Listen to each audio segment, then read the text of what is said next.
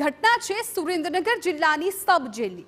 અનેક વર્ષોથી ભરતી નહીં ને જેલમાં કેદીઓની જાળવણીમાં ઢીલ તે પ્રકારની વિગતો મળી રહી છે। સુરેન્દ્રનગરમાં દિવસે ને દિવસે ગુનાહિત પ્રવૃત્તિઓમાં વધારો થઈ રહ્યો છે, જેના કારણે સબ જેલમાં કેદીની સંખ્યા પણ વધી રહી છે।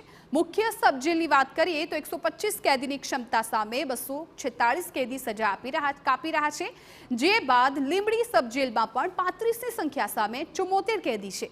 એટલે કે ક્ષમતા કરતાં વધુ મહત્વની બાબત તો એ છે કે માત્ર 30 કર્મચારીનો સ્ટાફ છે, એમાંય જેલ સુપ્રિન્ટેન્ડન્ટની જગ્યા અનેક વર્ષોથી ખાલી છે। કેદીઓની સંખ્યા બમણી હોવાથી જેલમાં મારામારીની ઘટનાઓ બની રહી છે। ટોટલ મારી પાસે મેકમ 41 નો છે, એની જગ્યાએ મારી પાસે 30 જગ્યાઓ ભરેલી છે અને 11 જગ્યાઓ ખાલી છે।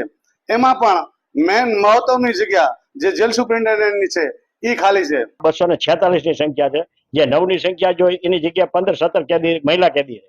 એવી જ રીતે જે જેલનો સ્ટાફ જોઈ એ જેલના સ્ટાફની અંદર 125 પ્રમાણે જે સંખ્યા જોઈ એમાં 30 જણાનો જે સ્ટાફ જોઈ અત્યારે 225 છે, એટલે 11 ની ભરતી નથી કરી અને બાકીનો સ્ટાફ આવી રીતના છે।